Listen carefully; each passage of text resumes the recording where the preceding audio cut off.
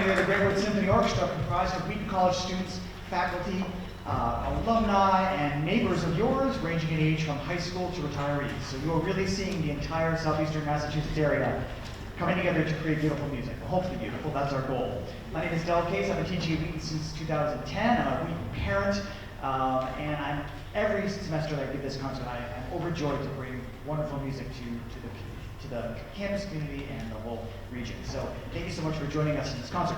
This concert is called Variations on America, and the idea is that we're going to tell the story of American music, but we're also going to tell the story of America through music. And I'll talk about that a little bit later. You just heard a ragtime piece by Scott Joplin, the famous black composer who didn't invent ragtime, became sort of the most famous ragtime composer. Ragtime is originally was a kind of piano music that Scott Joplin and others wrote. And to do so, he borrowed from the classical music he knew from Europe, the piano music he knew, but he also borrowed from the syncopated dance rhythms that he knew from growing up in the black church or from black secular music, folk music.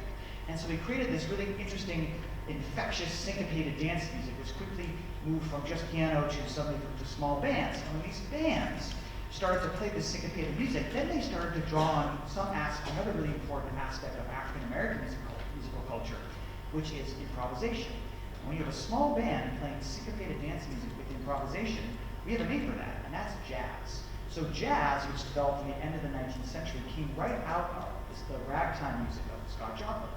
So now it's hard for an orchestra to play jazz because improvisation is so important. We're not really trained to improvise, and jazz is kind of its own language. But luckily, we have a student for that. So we're going to welcome Ben Lyons, who's a senior at Wheaton and a very experienced jazz musician, to play a jazz solo for us on piano by the great jazz legend Mary Lou Williams and others.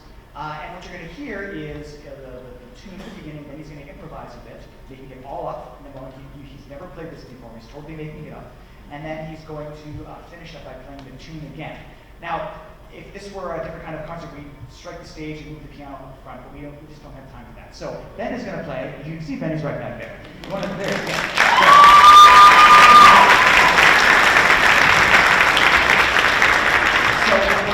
going to try not to distract you, so just focus. If you can't see Ben, just close your eyes and enjoy what he's about to do. So Ben, I'm going to move over there. Don't start till I leave, because I don't want to distract from you, okay?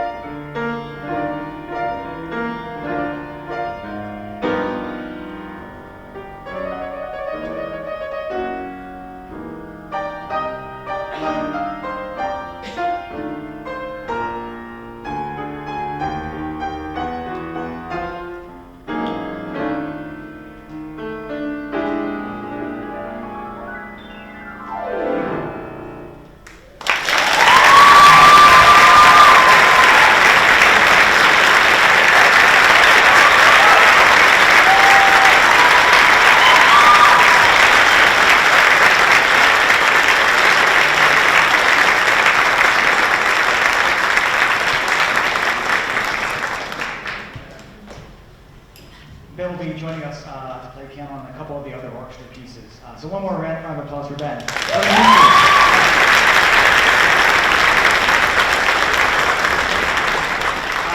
Ben, I really appreciate you sticking in a little quote from the next song we're going to perform. You guys hear a little bit of "Summertime" by George Gershwin, right? So thank you very much for getting that ready for us. So we're now going to do a piece of music from another uniquely American style of music. We did ragtime, we did jazz, and we're going to go to Broadway, American musical theater. It's really a unique kind of American phenomenon. It's not opera, it's not operetta.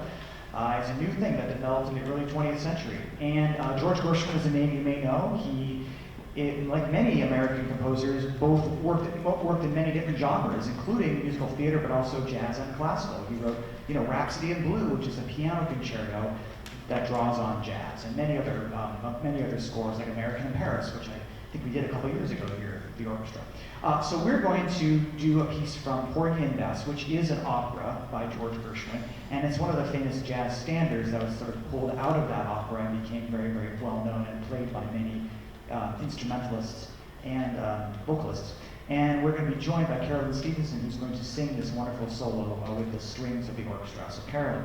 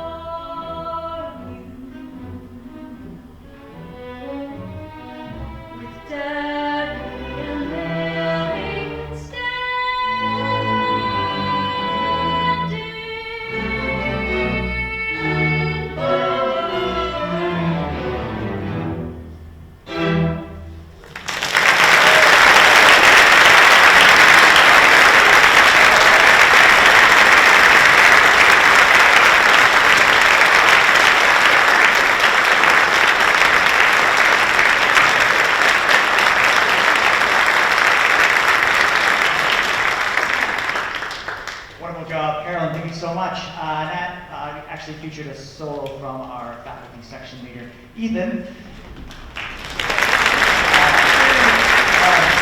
And these folks, Ethan and John and Miguel, are our three faculty section leaders, and they work with the string players, particularly every Monday night, to really teach them how to sort of play the parts, really sort of granular instruction. I'm not a string player.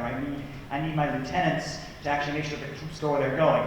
And so we rely upon them very, very heavily so that the strings can do their thing, and so that as a brass player I can work with the winds and the brass, and we come all together after we sort of split up and put it all together, and that's when the magic happens. So it's nice to be able to feature our section leaders as solos. You're going to hear both of these folks play something in a piece a little bit later on the program.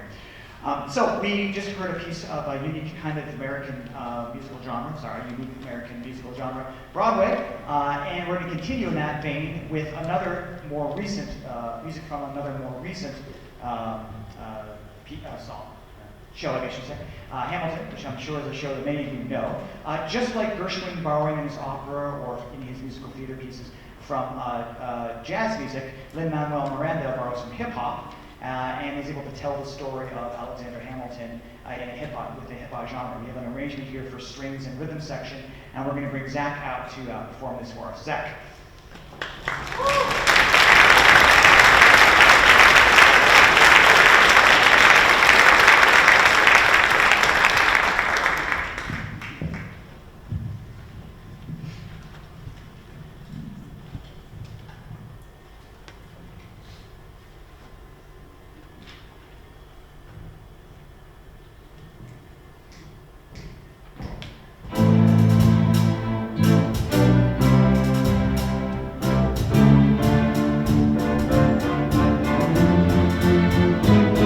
I am not throwing away my shot. I am not throwing away my shot. And yo, I'm just like my country. I'm young, scrappy, and hungry, and I'm not throwing away my shot. Look, I'ma get a scholarship to King's College. I probably should have grabbed everything. I'm amazed and astonished. The problem is I got a lot of praise, no polish. I gotta holler just to be heard with every word. I drop knowledge. I'm a diamond in the rough. I shot a piece of coal, trying to reach my goal. My power of speech unimpeachable. Only 19, but my mind is old. This news in the truth getting cold. I showed every word and every disadvantage. I have learned to manage. I don't have a gun advantage. I'm walking in speech damage. The plan is walk into a flame. The thing is getting dark, so let me spell out the name. I am the ALEXANDER.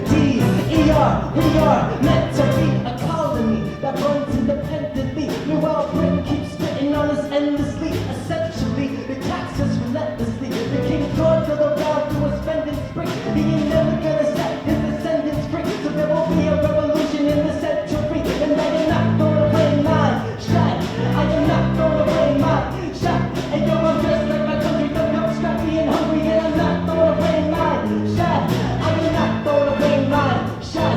I am not gonna play my shot. And yo, I'm just like my country. I'm scrappy and hungry, and I'm not gonna play my shot. Let's go. Hey. Woo. Let them hear it. Okay. I say shout out to the rooftops. To the rooftops. Come on, let's go.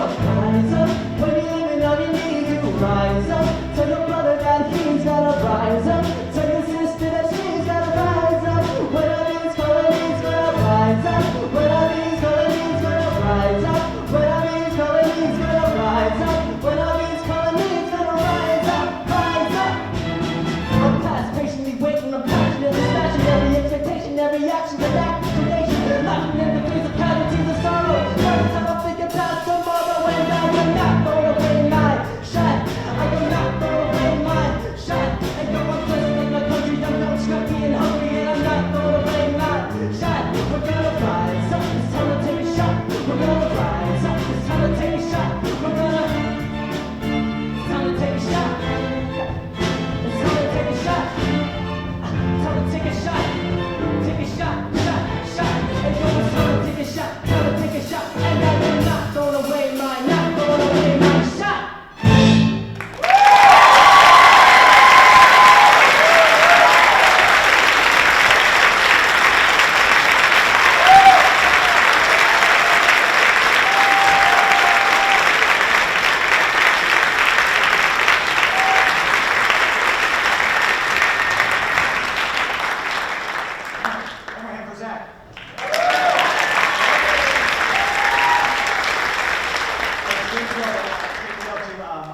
students who don't just do classical music at our concerts. We certainly have students sing arias and perform concerto movements, but it's nice to have a jazz pianist play. It's nice to have someone who sings jazz. It's nice to have someone who raps. Zach's also a great singer-songwriter as well. So it's great to be able to see each of these students as soloists. We are now, so all the pieces we've done so far have been by American composers, and they all borrowed heavily from and been influenced by American popular music or vernacular music or folk music, kind of music that's not normally heard on the concert stage. And that's one of the ways that we can tell the story of American music, and that American composers facing this new experience, this new land, trying to forge an identity, they looked around themselves and they said, what's happening in America? What are the new exciting sounds that we're hearing? And some composers borrowed from their own cultural backgrounds. George Gershwin was a child of Russian immigrants living in New York City, Lower Manhattan, and hearing all the different kinds of music that was surrounding him from Eastern and Southern Europe, as well as classical, etc. And so this happens throughout the history of American music. Even the composers that are only maybe going to write for an orchestra are oftentimes looking for the sounds that are surrounding them and finding the diverse kinds of rhythms and chords that are exciting them and drawing upon them to sort of expand the orchestral repertoire. Now, another sort of way that American composers have created American music is by looking at another source of music that is very, very important. It's European music, but not just the European classical music. It's actually the music of the European Protestant Church. So these are the hymns and the revival songs, and also the spirituals, actually, which are sort of a kind of music that developed in the Black Church out of a sort of connection with revival hymns, etc. So the story of American sacred music plays a really important part in the development of truly uniquely kind of American orchestral music. And so what we're going to do now is we're going to play, I'm going to make sure it's the right song. Yes, exactly. So now we're going to play a song you all know. It's America the Beautiful, one of our sort of three great American patriotic songs. And it's actually a hymn. Think about the lyrics, God shed his grace on me. So it's actually a prayer. And it certainly is sung in churches sometimes, not just. But this is a very different style. There's no syncopation. It's very sort of even measured. It's sort of very sort of sober, but also beautiful. And it was very glorious at the end. So this piece and two other pieces we're going to look at in this program are borrowed from that tradition, kind of hymns of the church. And especially when it comes to patriotic music, those are that's the source of a lot of the patriotic songs that we know and love. So this is a wonderful arrangement of a song you all know well, American the Beautiful.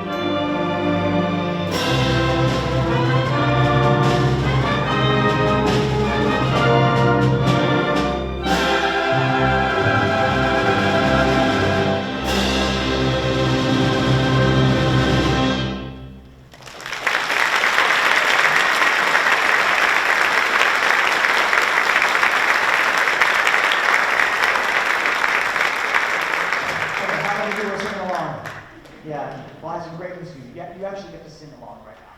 Okay? Because before we do the next piece, I'm going to actually ask the audience to participate a little bit. And don't worry, it's also a song you probably know. Anybody know My Country 'Tis of Thee? Yeah, I can't see anybody, so I'm assuming that all your hands are up, and you're all going to sing loudly, okay? Now, if I was smart, I would have put in the words, but, it's okay. So we're going to perform a really fun, interesting piece right now, and it's by the American composer Charles Ives, and it uses the song we know as My Country 'Tis of Thee as a theme. Sometimes that tune in that song is called America, by the way. And he uses it as a theme, and he subjects it to a bunch of variations. So usually when a composer does a theme and variations, they will choose a theme everyone knows, and then they will sort of slowly change the theme every time you hear it. By the end, you go from point A to point B, etc. That is not what Charles Ives does. He was a maverick composer, very sort of ahead of his time, did a lot of really experimental things.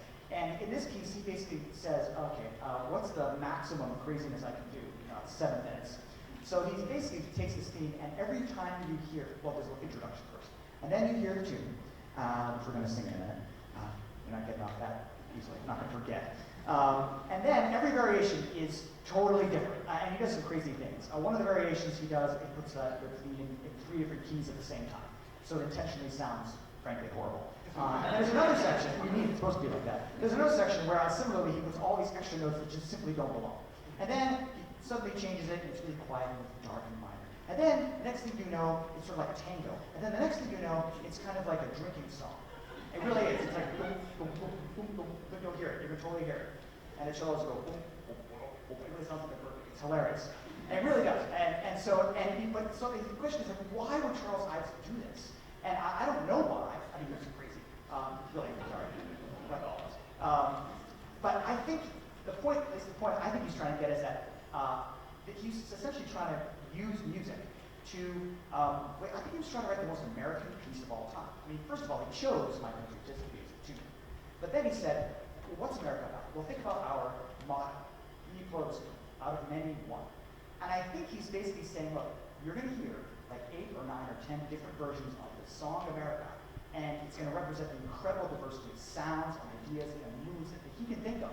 And I think it represents the diversity of kinds of backgrounds and cultures and sort of all the many that come together in the hands of the composer to create a one. So I would say when you listen to the song, try to hear the theme and appreciate all of his creativity, but also think about how, as a whole, this piece is essentially showing how music can demonstrate sort of the essence of America, which is that out of our incredible diversity, we somehow forge this extraordinary land, this extraordinary sort of culture. So that's my theory, at least. And I hope if you decide to choose to listen to it that way, maybe you'll get a little something more out of this piece than just that. It's a really difficult piece, and because it changes all the time, and the orchestra has done a fantastic job. But before we play it, I'm gonna have you sing because I want to make sure you remember how the tune goes. Okay? Let's tune. You tune first, or you say after? Yeah. Okay. So I'm gonna start you off. I didn't have actually. Yeah. Good. Okay. It's My Country 'Tis of Thee. Do you know that? I'm gonna sing. I think I know the words. It doesn't matter. The melody is what matters. Okay. So we're gonna try. You're gonna sing. You get to perform with the Great Wood Symphony. You ready? Okay. Here. Play My Country. 1, 2, 3. My country. Sweet land of liberty, of thee I sing. Land of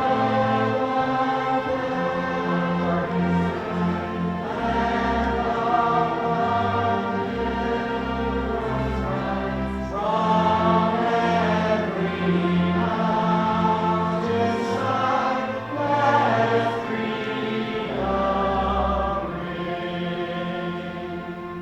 You did a great job. Give yourselves a hand. I knew I was on the no words. I think I put pilgrims in there. Are there pilgrims in there? I don't remember. I think pilgrims part. There's a bunch of verses. I'm sure it's going to be great. So now you know the tune. Okay, you're all warmed up. And now try to keep track of this tune as it shows up in all these crazy different ways. It's such a fun piece. This is Charles Ives' Variations on America.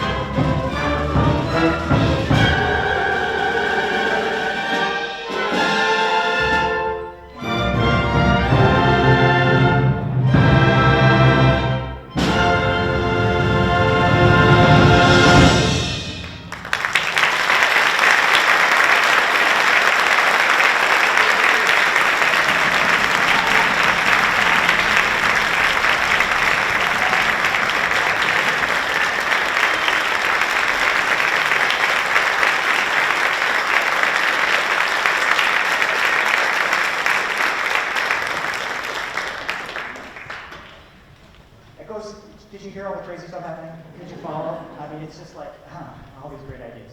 Anyway, really fun. Hope you can follow along. Before we do the next tune, we're gonna tune down? Yes, that's right. Go ahead, let's do it first, and then I'll say my last couple of words.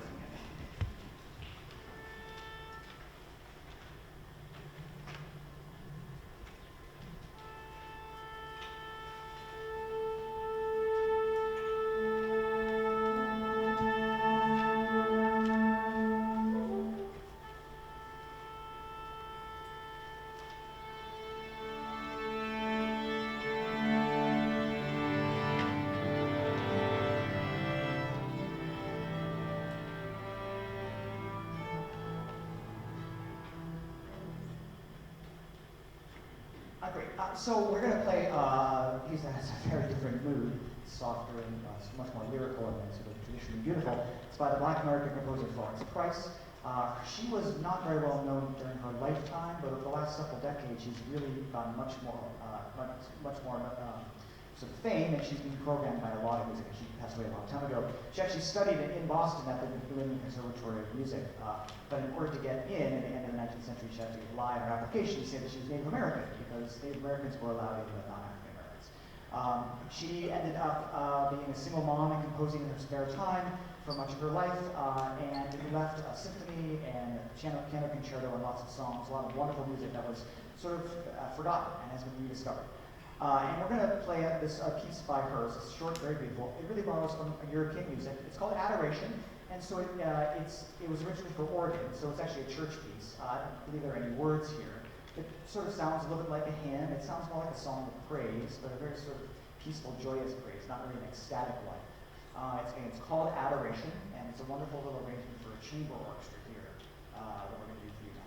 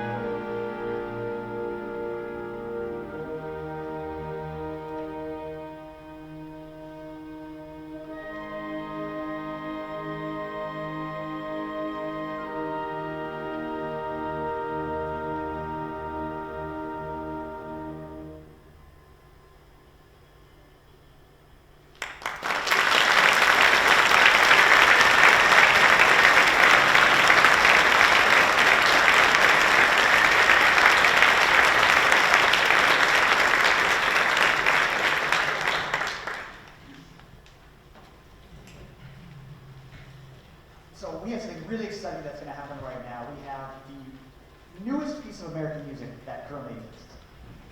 Right now, we were about to play the most contemporary piece of American music in about 40 seconds, actually maybe about 3 minutes. And that's because it's the world premiere of a piece written by a sophomore, Kyle Ducharme, who's actually from Taunton. And it's here at Wheaton, and it was the trumpet soloist in the Ives that we heard, and also the orchestra librarian. And last semester he worked on an independent study with me on orchestral composition, and he wrote this entire piece in a semester, and prepared it, and gave it to us at the end of January, and we've been working on it ever since. It's called Sonata in E minor, and I asked Kyle to say a few words about it. I don't know where he went off to. Oh, there he is, great. So he's going to come on stage, and he's going to say a few words about what was going through his mind and sort of how the piece is put together, and then we're going to give you the opportunity to hear the freshest and newest piece of American music.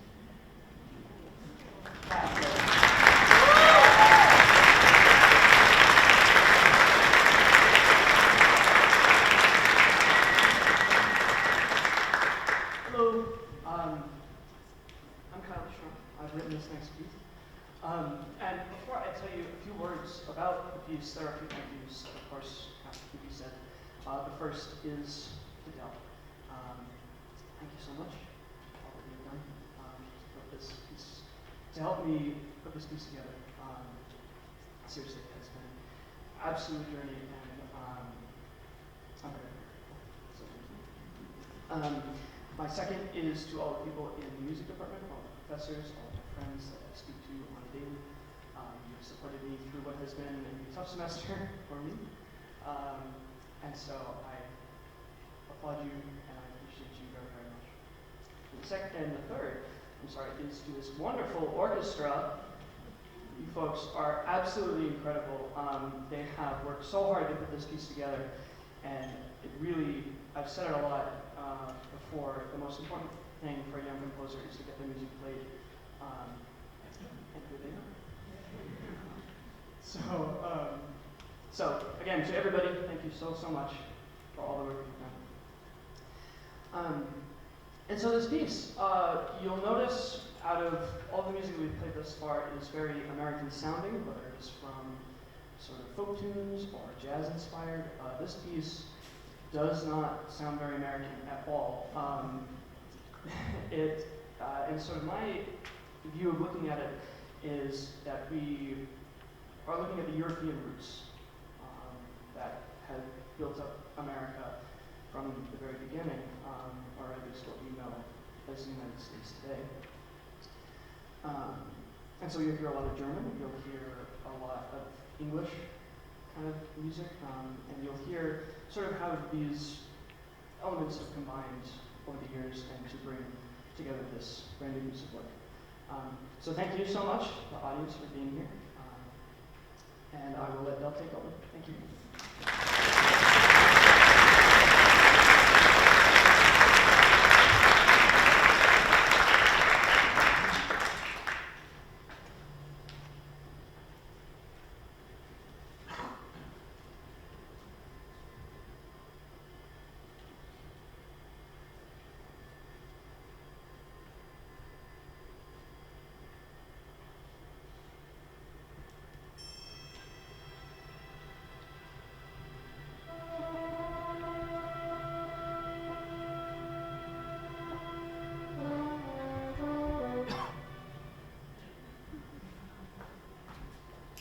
Play home or with you have to make your own reeds. You can't just buy them. And sometimes you make them, and sometimes they break.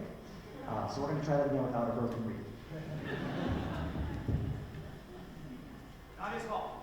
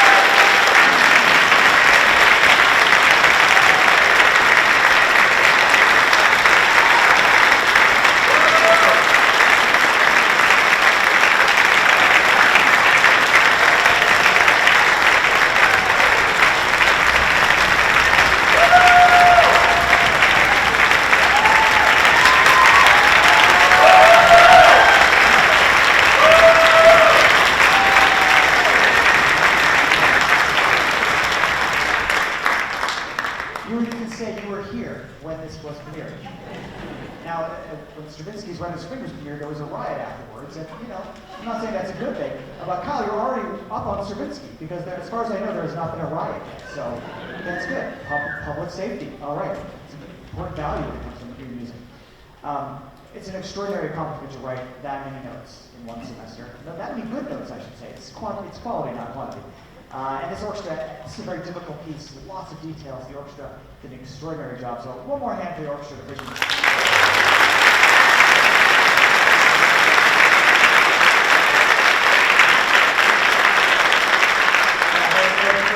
Without orchestras, bringing our music to life, we don't really have anything, except for black circles on page. So from one great American composer to another, we're going to finish with Aaron Copland's famous Hoedown from Rodeo. It's a tune you probably know.